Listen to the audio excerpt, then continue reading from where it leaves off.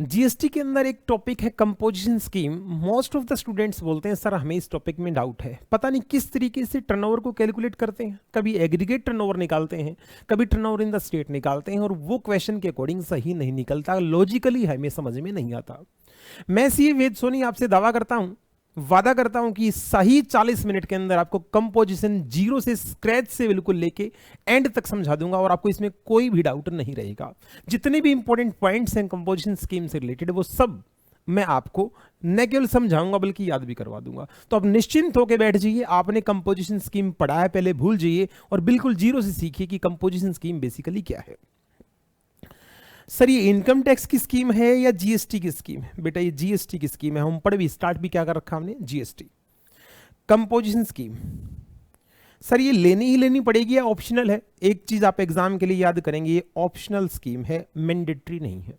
आप ले भी सकते हैं, आप ठुकरा भी सकते हैं। ओके सर ये स्कीम किसके लिए है? इसके लिए आपको एक कंडीशन चेक करनी पड़ेगी, उस कंडीशन के अकॉर्डिंग आप फिट होते होंगे तो आप इसमें आएंगे, अदरवाइज आप नहीं आ सकते। जैसे कि या तो आप हैं सर्विस प्रोवाइडर। सर्विस प्रोवाइडर बड़े ध्यान से सुनना, जो स्कीम में आना चाहता है वो दो ही तरीके से हो सकता है, या तो सर्विस प्रोवाइडर हो सकता है या वो गुड्स के अंदर डील करता है। गुड्स में उसकी दो कैटेगरी हो सकती हैं, या तो वो ट्रेडर है या वो मैन्युफैक्चरर है। मैन्युफैक्चरर गुड्स के अंदर या तो वो ट्रेडर है या वो मैन्युफैक्चरर है, और सर्विस के केस में वो सर्विस प्रोवाइडर है। अगर आप सर्विस प्रोवाइडर हैं और आपका टर्नओवर अगर इसी साल काम स्टार्ट किया है तो 50 लाख तक, या पिछले साल का अगर आपका टर्नओवर 50 लाख तक है, इस साल आपको इस स्कीम में जाना है नहीं जाना, इसके लिए आपको प्रीवियस ईयर चेक करना पड़ता है। जिसका प्रीवियस ईयर है ही नहीं वो करंट ईयर में चेक कर लो, कोई दिक्कत परेशानी नहीं है। अगर प्रीवियस ईयर में आपका टर्नओवर 50 लाख रुपए तक का है, ये टर्नओवर में क्या जोड़ना क्या घटाना वो बाद की बातें मैं सारी समझाऊंगा। सर्विस प्रोवाइडर को बोल रखा है अगर आपका प्रीसीडिंग फाइनेंशियल ईयर में आपका टर्नओवर अप टू 50 लाख है तो आप इस स्कीम में आ सकते हैं। 50 लाख से क्रॉस कर गया तो आपके लिए स्कीम नहीं है, आप इस स्कीम में नहीं आ सकते। Okay sir. जो मैन्युफैक्चरर और ट्रेडर हैं जो गुड्स में डील करते हैं, इनको ये बोला है जी अगर आपका टर्नओवर, लेकिन यहां पे एक बसड़ और आ गई छोटी सी, वो क्या सर, या तो आप नॉर्मल स्टेट से बिलोंग करते हैं, नॉर्मल स्टेट के अंदर आप गुड्स का काम कर रहे हैं, या स्पेशल स्टेट में काम कर रहे हैं। नॉर्मल स्टेट में अगर आप काम कर रहे हैं तो आपका प्रीसीडिंग फाइनेंशियल ईयर में टर्नओवर अगर अप टू 1.5 करोड़ रुपए तक का है। ध्यान दीजिएगा, सर्विस प्रोवाइडर के लिए 50 लाख रुपए की लिमिट है, लेकिन जो गुड्स के अंदर डील करते हैं उनके लिए 1.5 करोड़ रुपए की लिमिट है। अगर आपका टर्नओवर 1.5 करोड़ रुपए तक का है तो आप इस स्कीम में आ सकते हैं। लेकिन अगर आप स्पेशल कैटेगरी स्टेट में हैं तो आपका टर्नओवर देखा जाएगा 75 लाख, आपका टर्नओवर होना चाहिए अप टू 75 लाख। सर जरा एक बार ये भी बता दो, स्पेशल कैटेगरी स्टेट में अब की बार कौन से स्टेट है? मैंने रजिस्ट्रेशन का जो तुम्हें टॉपिक करवाया है, क्लास नंबर जो 1 आपकी है, उसके अंदर मैंने आपको स्पेशल कैटेगरी स्टेट को एक निमोनिक के माध्यम से याद करवाया था। अरुण तेरी नाग सी मामी एमपी में तेल एंड खांड का बिजनेस करती है। वही निमोनिक यहां यूं का यूं चिपका दो, लेकिन उसमें से 3 चीजें कट जाएंगी। पहले वो, जिन बच्चों ने वीडियो नहीं देखी उसको बता दूं, स्पेशल कैटेगरी स्टेट कौन से हैं? अरु से अरुणाचल प्रदेश, अरुण तेरी नाग सी मामी, तेरी त्रिपुरा, नाग नागालैंड, अरुण तेरी नाग सी मामी, सी सिक्किम, मामी मणिपुर, मी से मिजोरम, अरुण तेरी नाग सी सिक्किम मणिपुर मिजोरम। एमपी में एम फॉर मेघालय में, पी फॉर पुडुचेरी, एमपी में तेल और खांड का बिजनेस करती है। तेल और खांड का बिजनेस करती है। तेल मतलब तेलंगाना और खांड मतलब उत्तराखंड। ये लास्ट क्लास में मैंने आपको अच्छे से रटवा रखा है तो मैं ज्यादा टाइम नहीं लगाऊंगा। ये सारे हैं स्पेशल कैटेगरी स्टेट। इसमें से 3 चीजें हटा दो, सी पी टी। सर ये वो वाला सीपीटी जो हमने सी फाउंडेशन किया था, वो सी, ये ऐसा ही है, सीपीटी पीटी। तेलंगाना हटा दो, एक आपका क्या नाम है पुडुचेरी हटा दो, और एक आप सिक्किम हटा दो। जब कंपोजिशन स्कीम की स्पेशल कैटेगरी स्टेट देखेंगे तो टोटल में से 3 चीजें हटा देना, सिक्किम, आपका पुडुचेरी और तेलंगाना। बाकी सारी लिस्ट आपकी जो की तो रहेगी। सर यहां कितना देखना है? यहां आपका प्रीसीडिंग फाइनेंशियल ईयर में अगर 75 लाख तक का टर्नओवर है तो आप स्कीम में अंदर आ सकते हैं। सर कंफ्यूज हो गए? कुछ भी नहीं, अब तक जितना पढ़ा है उतना रिवाइज कर लो, फटाफट रिवाइज कराओ। ये स्कीम में ऑप्शनल है मैंडेटरी है? सर ऑप्शनल है। आ कौन सकता है? सर्विस प्रोवाइडर तब आ सकते हैं अगर उनका पिछले साल उनका टर्नओवर अगर 50 लाख तक का है तो स्कीम में आइए, अदरवाइज यहां से भाग जाइए। Okay sir. अगर गुड्स के अंदर डील कर रहे हो तो गुड्स के अंदर फिर दो कैटेगरी के स्टेट हैं, एक नॉर्मल स्टेट, एक special category state. Normal state में अगर आपका प्रीसीडिंग फाइनेंशियल ईयर में अगर आपका टर्नओवर 1.5 करोड़ रुपए तक का है तो आप इस स्कीम में आ सकते हैं। और अगर स्पेशल कैटेगरी स्टेट की बात करें तो अगर वहां आपका टर्नओवर 75 लाख रुपए 75 लाख रुपए तक का है तो आप स्कीम के अंदर आ सकते हैं, अदरवाइज आपकी स्कीम में कोई जगह नहीं है। Okay sir. तो अब तो ये मैंने क्लियर किया, ये 50 लाख क्या है, ये 75 लाख किसके लिए है और ये 150 लाख 1.5 करोड़ रुपए किसके लिए है, ये सारी चीजें क्लियर हो चुकी। सर थोड़ा सा बिल्कुल जीरो से समझा सकते हो? मैंने कहा बताओ कैसे। इस बंदे ने यहां से धंधा स्टार्ट किया, जीरो से अपनी दुकान स्टार्ट की, करते करते करते करते ये यहां पे मान लो एक कपड़ा बेचता है और हरियाणा का बंदा है, तो हरियाणा नॉर्मल कैटेगरी स्टेट में आता है और गुड्स के अंदर डील कर रहा था, आपको पता है 40 लाख रुपए का टर्नओवर एक लिमिट होती है जहां तक रजिस्ट्रेशन नहीं करवाना। सर यहां 40 लाख रुपए तक इसको रजिस्ट्रेशन नहीं करवाना, इस 40 लाख तक इसको करवाना ही नहीं, अपनी मर्जी से करवाए सो करवाए, लेकिन गवर्नमेंट इसको नहीं बोल सकती रजिस्ट्रेशन करवाने के लिए। 40 लाख जिस दिन क्रॉस हुआ अब इसको रजिस्ट्रेशन करवाना है। अब जिस दिन इसको रजिस्ट्रेशन करवाने की नीड आई, इसके पास दो ऑप्शन है, रजिस्ट्रेशन तो करवाना पड़ेगा लेकिन इसकी इच्छा है, दिल करे तो जाए रेगुलर स्कीम में और दिल करे तो जाए कॉम्पो स्कीम में। कॉम्पो मींस कंपोजिशन, मतलब जिस दिन बंदा रजिस्टर्ड होता है तो जब रजिस्ट्रेशन करता है तो पार्ट बी के अंदर ऑप्शन होता है नॉर्मल स्कीम में जाएंगे या कंपोजिशन स्कीम में जाएंगे। उसने कंपोजिशन टिक कर दिया, बाय डिफॉल्ट भी कंपोजिशन ही होता है। यहां से कंपोजिशन चलता चलता चलता चलता ये कंपोजिशन स्कीम में काम कर रहा था, लेकिन अब इसका जो टर्नओवर है, अब इसका जो टर्नओवर है वो 110 लाख क्रॉस को भी क्रॉस कर गया।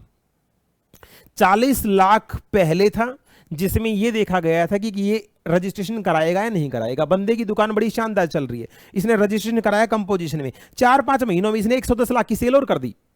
110 और 40 कितना हो चुका है? 150। गुड्स का केस है तो ये 1.5 करोड़ रुपए के टर्नओवर पे इस दिन क्रॉस कर गया। अब इससे कंपोजिशन स्कीम छीन ली जाएगी और इसको मजबूरी आना पड़ेगा किस स्कीम में? नॉर्मल स्कीम में।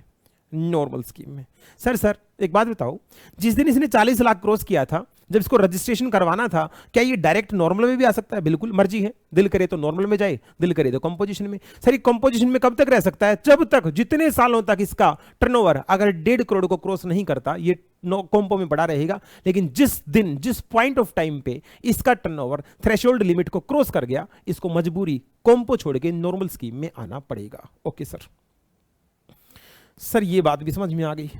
अब ये बताओ, इस स्कीम में कौन लोग नहीं आ सकते? इस स्कीम में, ये छोटे लोगों के लिए स्कीम है, बड़े लोगों के लिए स्कीम नहीं है। अगर आप इंटर स्टेट, ध्यान से सुनना, अगर आप इंटर स्टेट ट्रेडिंग करते हो या ट्रेडिंग करते हो, सप्लाई करते हो, आप एक स्टेट से दूसरे स्टेट में माल बेचते हो, तो भाई साहब ये स्कीम आपके लिए नहीं है। आप चुपचाप जाइए और मैंडेटरी रजिस्ट्रेशन कराइए। अच्छा सर, जितने लोगों का इंट्रा काम है, इंट्रा स्टेट काम है, वही स्कीम में आ सकते हैं। ओके। आप सीटीपी कैजुअल टैक्सेबल पर्सन है या आप NRTP non resident taxable person है, तो ये स्कीम आपके लिए नहीं बनी। ठीक है सर एक चीज बताओ, हम सेल नहीं कर सकते, क्या हम परचेज कर सकते हैं? जैसे मान लो एग्जाम में ऐसा आया हुआ है, उस बंदे ने, हरियाणा वाले बंदे ने महाराष्ट्र से परचेज करी है और परचेज करके हरियाणा की हरियाणा में सेल किया, तो कोई दिक्कत परेशानी नहीं है भाई।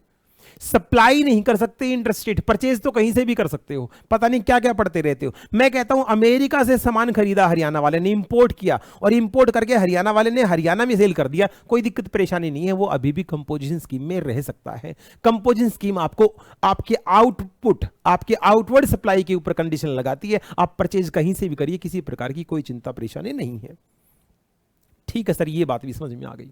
अगर आप स्पेसिफाइड गुड्स बनाते हैं, सर स्पेसिफाइड गुड्स वही जो हाई मार्जिन आइटम होती हैं, जिसके अंदर जैसे अपना आइसक्रीम है, पान मसाला है, टोबैको है, इरिटेड वाटर है, और जो अपने बाद में ऐड किए गए थे राख की जो ईंटें होती हैं, फ्लाई ऐश होती है, छत और रूफ की जो टाइलें, सॉरी फर्श की जो टाइलें होती हैं, ये स्पेसिफाइड गुड्स जो होती हैं, अगर आप उनके अंदर डीलिंग कर रहे हो तो भी आप कंपोजिशन स्कीम में नहीं आ सकते।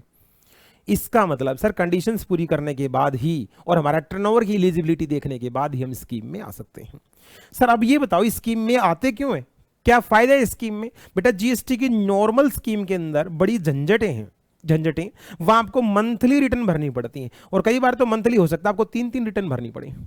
आप मंथली रिटर्न भरते हैं, आपको आईटीसी लेने के लिए बहुत सारी कंडीशंस को फॉलो करना पड़ता है, आपका हाई डॉक्यूमेंटेशन होता है। अगर आप इन झंझटों से बचना चाहते हो और आपको लगता है मैं छोटा मोटा कारोबारी हूं, तो आप कंपोजिशन स्कीम में जा सकते हैं।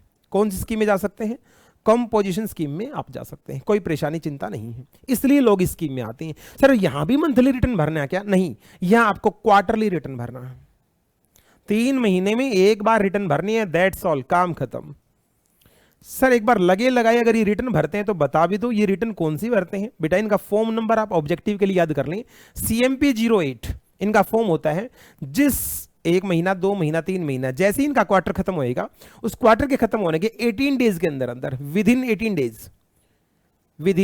18 डेज इन लोगों को अपनी क्वार्टरली रिटर्न सबमिट करनी पड़ती है। हाँ, ये सालाना एक रिटर्न और भी जमा कराते हैं जिसका नाम है GSTR 4। ये इनकी एनुअल रिटर्न होती है। इनकी क्या होती है? Annual return. जब पूरा साल खत्म हो जाएगा, साल कब खत्म होगा? 31 मार्च को, तो 30 अप्रैल से पहले 30 अप्रैल से पहले इनको GSTR 4 एनुअल रिटर्न की जमा करवानी होती है। सर ये बात भी हमारी समझ में आ गई। लेकिन सर एक बात बताओ, एक बंदा अगर कंपोजिशन में आ गया, क्या वो अपनी मनमर्जी से, मजबूरी में नहीं, मनमर्जी से नॉर्मल स्कीम में चेंज कर सकता है? मैंने कहा यस कर सकता है। किसी बंदे ने जब वो रजिस्ट्रेशन करवा रहा था जोश जोश में नॉर्मल स्कीम को टिक मार्क कर दिया, लेकिन अब उसका मन है कि मैं कॉम्पो में भाग जाऊं, क्या वो ऐसा कर सकता है? बिल्कुल कर सकता है। आप स्कीम को इंटरचेंज कर सकते हैं, आप स्कीम को इंटरचेंज कर सकते हैं, कोई चिंता परेशानी नहीं, लेकिन रूल को फॉलो करना पड़ेगा। सर कैसे? जब आप कॉम्पो छोटे रूप से बड़े रूप में जाते हो, कॉम्पो से जब आप नॉर्मल सप्लाई में जाते हो, मैं छोटे से बड़ा क्यों बोला इसका पीछे कारण बता देता हूं। जो एक कंपोजिशन डीलर होते हैं ना, जो एक कंपोजिशन स्कीम वाले लोग होते हैं, ये नाम के रजिस्टर्ड होते हैं साहब। इनके माथे पर चिपका दिया जाता है, इवन माथे पर तो नहीं चिपकाया जाता, इनके हर इनवॉइस भी नहीं कहना चाहिए, पहली बात तो ये इनवॉइस ही नहीं काट सकते, ये टैक्स इनवॉइस नहीं काट सकते, उसकी जगह पर ये काटते हैं बिल ऑफ सप्लाई। ध्यान से सुनिएगा, ये क्या काटते हैं? Bill of supply. ये टैक्स का वाला जो पक्का बिल है वो नहीं जारी कर सकते। दूसरा, इनको अपनी दुकान पे लिखवाना होता है, कस्टमर को घुसते ही दिखना चाहिए हम कंपोजिशन वाले हैं भाई, हम छोटे डीलर हैं, हम टैक्स चार्ज नहीं कर सकते, हम टैक्स इनवॉइस नहीं बना सकते। अरे हम तो जो भी टैक्स बनेगा अपनी ओन पॉकेट, अपनी जेब से देंगे भाई, हम आपसे टैक्स नहीं ले सकते। चौथी बात, ये कभी भी टैक्स का, आपने सुना होगा क्रेडिट बुक कर लेते हैं, जब हम परचेज पे टैक्स पे करके आते तो क्रेडिट मिलता है, लेकिन वो नॉर्मल स्कीम वालों को मिलता है साहब, वो कंपोजिशन वालों को नहीं मिलता। काया चाहिए या माया, अगर आपको सुख चाहिएगा तो आपको चीजें तो खोनी पड़ेंगी, सेक्रीफाइस करना पड़ेगा, आपको क्रेडिट नहीं मिलेगा, आपको आप टैक्स इनवॉइस जारी नहीं कर सकते, आप पक्का बिल नहीं काट सकते, तो ये तमाम चीजें आपको, तो नाम के आप क्या हो? रजिस्टर्ड हो, काम के आप रजिस्टर्ड नहीं हो। तो कंपोजिशन रूप को मैं अपनी क्लास में बोलूंगा छोटा रूप, और नॉर्मल जो स्कीम है उसको मैं बोलूंगा बड़ा रूप। और गवर्नमेंट भी बड़े को वेलकम करती है, मैं अभी प्रूव करता हूं। जैसे कि अगर आप कंपोजिशन स्कीम में हो और आपका मन उठ गया, आपने कहा मैं नॉर्मल में जाना चाहता हूं, यहां मुझे नहीं मिल रहा, कोई भी सामान खरीदता हूं क्रेडिट ही नहीं मिल रहा, ना मैं पक्का बिल काट सकता, ना मैं क्रेडिट बुक कर सकता, मैं घंटे का रजिस्टर्ड हूं। ठीक है, आपका मन किया मैं नॉर्मल स्कीम में जाऊं, तो आप इमीडिएट, वर्ड सुनना बेटा क्या है, आप इमीडिएट इफेक्ट के साथ नॉर्मल स्कीम में चले जा सकते हो। 1 महीने के अंदर अंदर आपको स्टेटमेंट देनी पड़ेगी, और आप इसके बाद आप जो भी माल खरीदेंगे आपको सारा क्रेडिट मिलना स्टार्ट हो जाएगा। लेकिन अगर आपने उल्टा किया, आप नॉर्मल स्कीम में थे और आप नॉर्मल को छोड़ के, बड़े रूप को छोड़ के आपने छोटे में आ गए, आपने कंपोजिशन में स्विच कर दिया, तो गवर्नमेंट कहती है इस रूप का बेनिफिट लेने के लिए आपको अगले साल तक का वेट करना पड़ेगा। मतलब जिस साल आपने स्विचिंग की है तो उसका अगले साल का पहला दिन, first day of next financial year, आपको इस स्कीम का बेनिफिट दे दिया जाएगा। मतलब छोटे से बड़े रूप में जाओगे तो तुरंत बेनिफिट मिलेगा, लेकिन बड़े से छोटे रूप में आओगे तो आपको बेनिफिट का वेट करना पड़ेगा। जी सर आपने एक बात कही, ये लोग अपनी जेब से टैक्स पे करते हैं। बिल्कुल, जो भी इनका टोटल ग्रोस बिल होता है उसी के अंदर टैक्स इंक्लूड रहता है। तो टैक्स रेट जो है कंपोजिशन स्कीम के अंदर, एक बार उनको देख लो। टैक्स रेट्स क्या हैं? या तो आप गुड्स में डील कर रहे होंगे या आप सर्विस में डील कर रहे होंगे। सुनते जाना, एक भी डाउट नहीं छोड़ूंगा पूरे चैप्टर के अंदर। सर्विस वालों को बोला है कि आप इस कंपोजिशन स्कीम में आएंगे तो आप कस्टमर से टैक्स चार्ज नहीं कर सकते, आपको क्या करना पड़ेगा, आप 3% CGST प्लस 3% SGST, टोटल में इफेक्टिव कह सकते हैं 6% टैक्स आपको पे करना पड़ेगा कंपोजिशन स्कीम के अंदर। लेकिन अगर आप गुड्स में हैं तो गुड्स के अंदर आपको देखा जाएगा आप मैन्युफैक्चरर हैं या आप ट्रेडर हैं या आप रेस्टोरेंट वाले हैं। सर रेस्टोरेंट तो वैसे सर्विस नहीं होती बेटा, मेनली जो पार्ट होता है इसके अंदर गुड्स का ही पार्ट होता है। तो जो मैन्युफैक्चरर हैं और जो ट्रेडर हैं इनको बोल रखा आप 0.5 प्लस 0.5% CGST, 0.5% SGST, इफेक्टिव कह सकते हैं 1% टैक्स आपको देना पड़ेगा। जो ट्रेडर हैं बस इसमें एक पॉइंट आपको ध्यान देना है, बड़े ध्यान सुनिएगा, गौर फरमाइएगा। जो मैन्युफैक्चरर है वो टोटल सप्लाई पे टैक्स देगा, चाहे वो एग्जेम्प्टेड सप्लाई भी क्यों ना हो। लेकिन जो ट्रेडर है इनके साथ थोड़ी सी रियायत बरती गई है, इनको बोल रखा कि आप टैक्सेबल सप्लाई पे टैक्स देंगे, एग्जेम्प्टेड पे नहीं देंगे। ये क्या है एग्जेम्प्टेड, मैं अभी थोड़ी देर बाद क्लियर कर रहा हूं। रेस्टोरेंट वालों का जो रेट है वो 2.5% प्लस 2.5% है, इफेक्टिव कह सकते हैं 5% है। इस पॉइंट में सिर्फ मैंने आपको रेट्स बताए हैं, जरा रिवाइज करवाना। सर्विस प्रोवाइडर के लिए रेट है 3% प्लस 3%, रेस्टोरेंट वाले के लिए रेट है 2.5% प्लस 2.5%, मैन्युफैक्चरर ट्रेडर के लिए रेट है 0.5% प्लस 0.5%। ये CGST और SGST के रेट हैं, इन दोनों का रेट जुड़ के IGST का रेट बनता है? हाँ, अगर आपको नहीं पता हो तो मैं ये भी बता दूं, अगर आपको एक रेट पता तो आप तीनों रेट निकाल सकते हो। अगर CGST का रेट 3% है तो SGST का रेट भी पक्का 3% ही होगा, क्योंकि ये अलग अलग नहीं हो सकते। और इन दोनों का जो टोटल होता है उसको क्या बोलते हैं? IGST बोलते हैं, 6%। अच्छा सर, एक का रेट पता लग जाए तो हमें सब का रेट पता लग सकता है। ये बात यहां तक समझ में आ गई। अब सुनिएगा ध्यान से। स्टार्टिंग में जो स्कीम आई थी ये सिर्फ और सिर्फ गुड्स के लिए आई थी, सर्विस प्रोवाइडर को इसमें एलिजिबल नहीं किया गया था, खाली रेस्टोरेंट वाले आ सकते थे। लेकिन बाद में लोगों की भारी भरकम भीड़ और डिमांड को देखते हुए सर्विस प्रोवाइडर जितने भी हैं, चाहे वो सलून वाला भी क्यों ना है, जितने भी हैं उन सबको बोल दिया गया कि आप भी एलिजिबल हो, स्कीम में आ सकते हो, लेकिन कंडीशन देखनी पड़ेगी, आपका पिछले साल का जो टर्नओवर है वो 50 लाख तक का होना चाहिए। सर एक बात बताओ, आपने कहा जो लोग गुड्स बेच रहे हैं और वो लोग जो सर्विस बेच रहे हैं, गुड्स वालों के लिए तो स्टार्टिंग से स्कीम खुली हुई है, सब सेक्शन भी बता दूं 10(1) और 10(2) था, इनके लिए बाद में इनको इनकॉर्पोरेट किया गया है सर्विसेज में। जो मेनली गुड्स में, यहां सिर्फ ऐसा नहीं कि आप सिर्फ गुड्स बेचोगे तो 1 रुपए की सर्विस नहीं दे सकते आप। अगर आपका मेन काम गुड्स का है तो आप साथ में थोड़ी बहुत सर्विस चल सकती है। थोड़ी बहुत सर्विस कितनी चल सकती है, बड़ा इंपॉर्टेंट है, ये बहुत ही इंपॉर्टेंट है। कितनी सर्विस चल सकती है? सर्विस चल सकती है आपकी कितनी, मतलब आप गुड्स के साथ साथ सर्विसेज भी सप्लाई कर सकते हैं, लेकिन वो सर्विसेज इतनी नहीं होनी चाहिए कि आपकी गुड्स को ओवरकम कर जाए। मतलब आपका मेन स्ट्रीम गुड्स ही दिखना चाहिए, सर्विस छोटा मोटा चल जाएगा। कितना चल जाएगा? जो आपका, आप यहां पे खड़े हैं, जो प्रीसीडिंग आपका फाइनेंशियल ईयर है, जो पिछला फाइनेंशियल ईयर है, इसमें जितनी आपकी टैक्सेबल सप्लाई है, मैंने वर्ड लिखा है टैक्सेबल सप्लाई, जो टैक्सेबल सप्लाई है उसका मल्टीप्लाई 10% कर लो।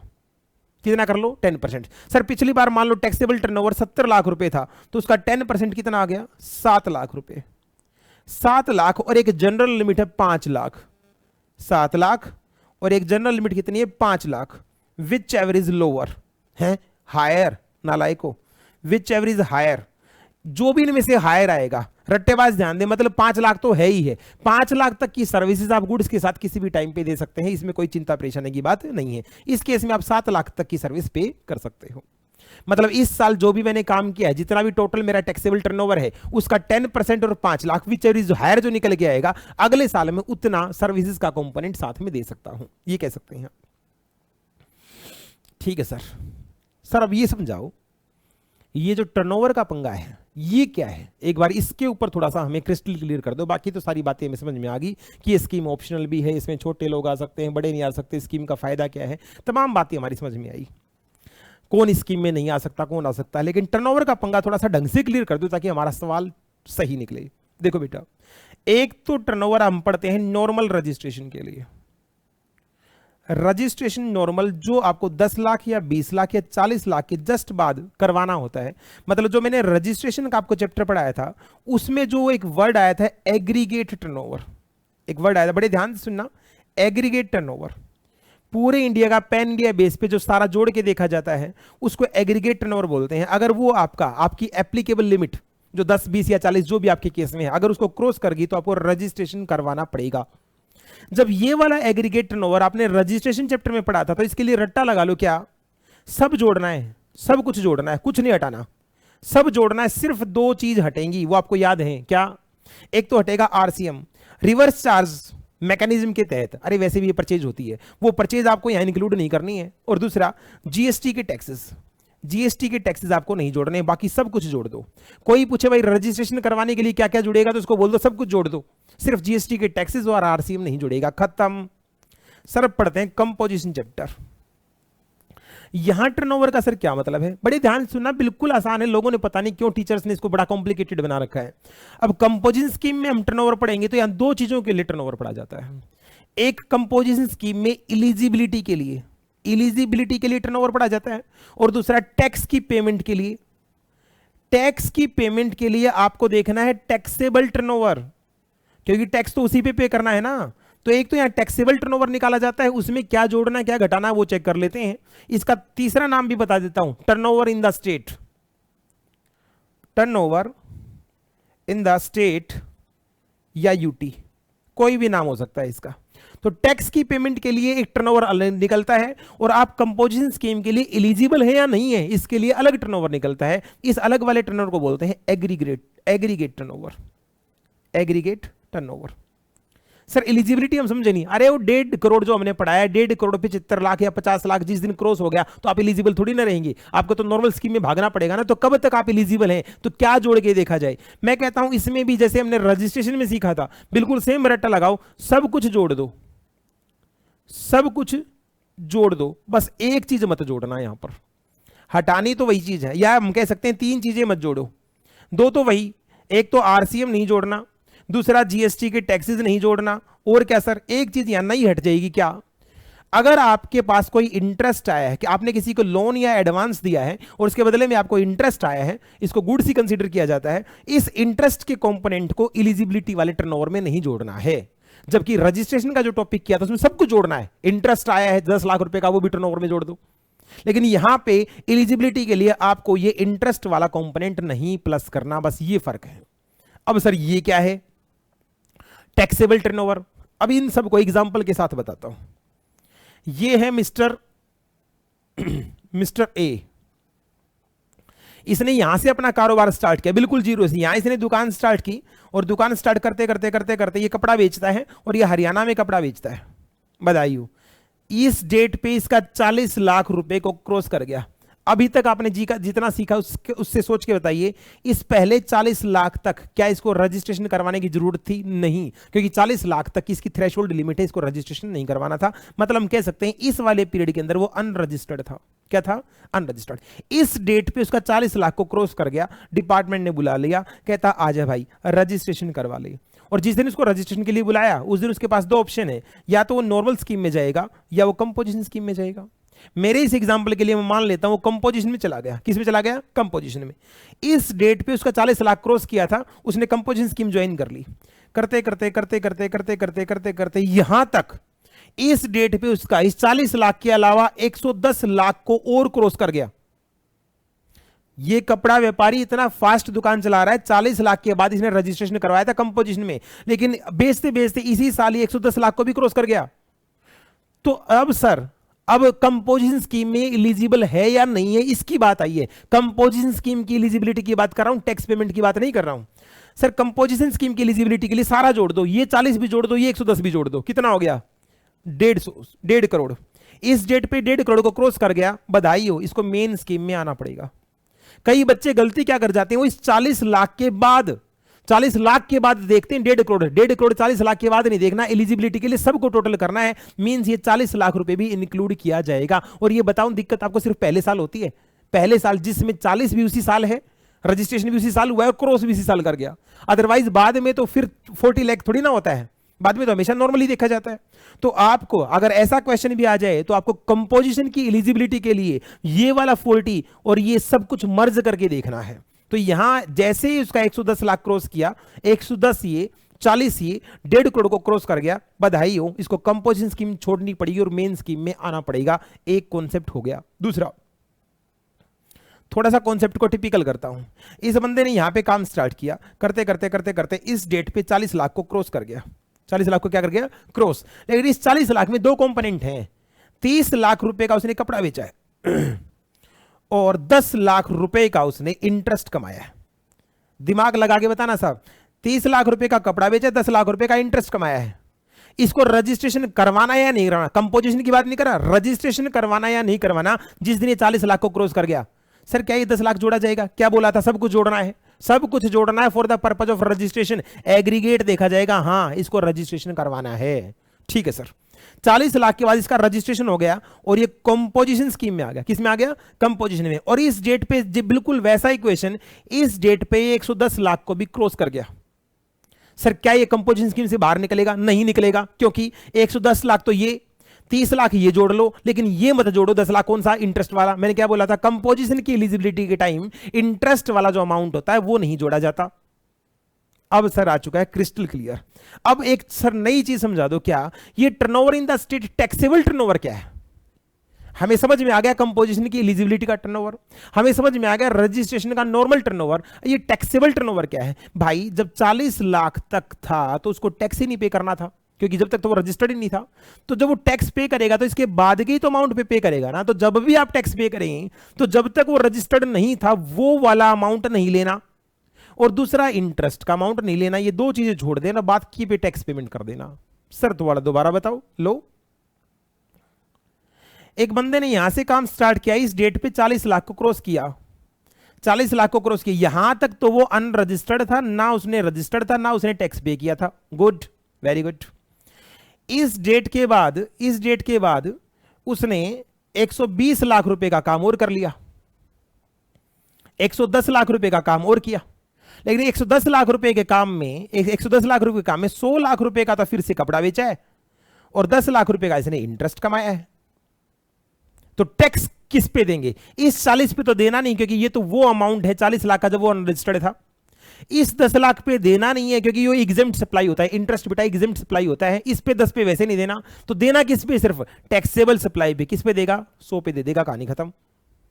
पता नहीं बच्चे कहां कंफ्यूज रहते हैं। इसका मतलब sir turnover in the state taxable turnover देखते टाइम हमें एग्जेम्प्टेड सप्लाई को हटा देना है। दूसरी बात, जब तक वो रजिस्टर्ड नहीं हुआ था, उस वाले टर्नओवर को भी एक्सक्लूड कर देना है। That's all. क्या दिक्कत परेशानी है? कुछ भी नहीं है। इसको फटाफट मैं आपको बुक से मैच करा देता हूं और हमारा कंपोजिशन हो चुका कंप्लीट। सर सेक्शन कौन सा लगता है? बेटा सेक्शन लगता है 10। सर रूल कौन से लगते हैं? रूल लगते हैं 3 to 7, 7 और 3 10। सेक्शन हो गया 10, कंपोजिशन स्कीम। सर आई क्यों? नॉर्मल स्कीम कॉम्प्लिकेटेड है, इसलिए नई स्कीम को लॉन्च किया गया था। सर जबरदस्ती है ऑप्शनल है? ऑप्शनल है, आप दिल करे तो ले लो, दिल करे तो मत लो। 1.5 करोड़ की स्कीम, गुड्स में 1.5 करोड़ रुपए मैं समझा चुका हूं। 75 लाख रुपए स्पेशल कैटेगरी स्टेट के लिए मैंने बता दिए। रेट में बता चुका हूं, 0.5 प्लस 0.5 मैन्युफैक्चरर के लिए है, 2.5% प्लस 2.5% किसके लिए है? अपना रेस्टोरेंट वालों के लिए है, और 0.5 प्लस 0.5 अदर सप्लायर मींस कौन? ट्रेडर के लिए है। सर अगर हम गुड्स में डील करते हैं, क्या हम थोड़ी बहुत सप्लाई दे सकते हैं? बताया था अभी। पिछले साल का जो टर्नओवर है, टैक्सेबल टर्नओवर, उसका 10% और 5 लाख, विच एवर इज क्या? Higher, whichever is higher. Sir कोई एग्जांपल करा के दिखा सकते हो? बिल्कुल। 100 लाख रुपए का कपड़ा बेचा, 11 लाख रुपए रेस्टोरेंट से कमाई और 6 लाख रुपए का इंटरेस्ट आया। सर कितना? मेरे को वो अमाउंट निकाल के बता दो कि कितना ये इसके अंदर सर्विस सप्लाई कर सकता है। 1 मिनट में निकल जाए। टैक्सेबल टर्नओवर का 10% निकाल लो। टैक्सेबल क्या क्या है? अभी तो इसने 5 लाख रुपए की टाइपिंग और कुरियर सर्विस भी दे रखी है। 100 लाख रुपए के ऊपर टैक्स ये निकल के आ गया, 0.5 प्लस 0.5। 11 लाख रेस्टोरेंट का रेट हमें पता है, 2.5 प्लस 2.5 ये आ गया। 5 लाख रुपए का कुरियर वाले का 0.5 प्लस 0.5 यहां आ गया। Turnover excluding the exempted service, exempted नहीं जोड़ना, क्योंकि हमें पता है 10% हमेशा टैक्सेबल टर्नओवर का देखा जाता है। सर ये हो गया 116 लाख। 116 लाख का 10% कितना आ गया? 11.6 लाख। 11.6 लाख और 5 lakh which is higher, 11.5 lakh. तो अगले साल ये 11.5 लाख तक की गुड्स के साथ सर्विसेज भी बेच सकता है। Okay sir. सर्विसेज वाले 10 to A के अंदर बाद में आए थे, इनको बोल रखा भाई साहब आप 6% की रेट से आप पे करेंगे, लेकिन आपका टर्नओवर 50 लाख रुपए से ज्यादा नहीं होना चाहिए। कॉमन कंडीशन क्या क्या है? इंटरेस्ट रेट आपने सप्लाई ना कर रहे हो, ई कॉमर्स ऑपरेटर आप नहीं होने चाहिए, पान मसाला वगैरह आप ना बनाते हो, जो मैंने आपको करवाया था अभी। हाँ, जिस दिन आपका 75 लाख 50 लाख 1.5 करोड़ को क्रॉस कर गया, उसी दिन उसी टाइम पे आपको 7 दिन के अंदर अंदर नई स्कीम के अंदर आना होगा। नई स्कीम में आओगे तो वेलकम मिलेगा, लेकिन नई को छोड़ के कॉम्पो में जाओगे तो आपको वेलकम नहीं, अगले साल तक का वेट करना पड़ेगा। ये बात मैंने बता दिया था। इनको अपनी दुकान में लिखना पड़ता है, हम कलेक्ट नहीं कर सकते टैक्स, हम बिल नहीं काट सकते, हम पक्का बिल नहीं काट सकते, हम बिल ऑफ सप्लाई काटेंगे। सारी बातें मैं आपको करवा चुका हूं। सीएमपी 08 पे ये क्वार्टरली रिटर्न भरते हैं और जीएसटीआर 4 में इनकी एनुअल रिटर्न जाती है। ये बात मैं आपको बता चुका हूं। ये अपने आउट ऑफ हिज ओन अपनी जेब से टैक्स पे करते हैं। ये बात मैं आपको बता चुका हूं। एग्रीगेट टर्नओवर नॉर्म कैसे निकलता है? रजिस्ट्रेशन में सब कुछ जोड़ दो, मतलब कि कंपोजिशन की स्कीम की एलिजिबिलिटी के लिए बस एक चीज हटा दो, कौन सी? इंटरेस्ट वाली। जो दो चीज वहां हटती हैं वो तो यहां भी हटेंगी, कौन सी? आरसीएम और GST taxes. Turnover in the state क्या होता है? टर्नओवर इन द स्टेट जब टैक्सेबल टर्नओवर निकालेंगे तो 1 अप्रैल से लेकर जब तक वो बंदा लायबल टू रजिस्ट्रेशन नहीं था, उसका रजिस्ट्रेशन नहीं हुआ था, मतलब जो अनरजिस्टर्ड था, वो वाला टर्नओवर हटा दो। और कौन सा? इंटरेस्ट और डिस्काउंट हटा दो। सारी बातें मैं बता चुका हूं भाई, चैप्टर क्या हो चुका है, खत्म। ये था आपका कंपोजिशन। फिर भी स्टिल आपको अगर कोई भी डाउट रहता है कंपोजिशन के अंदर, कोई भी डाउट रहता है, आप कमेंट सेक्शन में या मुझे व्हाट्सअप कर दीजिएगा, मैं तुरंत उस चीज के ऊपर वीडियो बना के आपको पोस्ट करूंगा। मेरा ये समझ लो आप एम है कि नवंबर 23 के अंदर आप सभी लोगों का बम्पर रिजल्ट आए, आप सभी मेहनत करें और पास हो जाएं, और इंस्टीट्यूट आपके बाहें फैलाएं वेट कर रहा है। जय हिंद, जय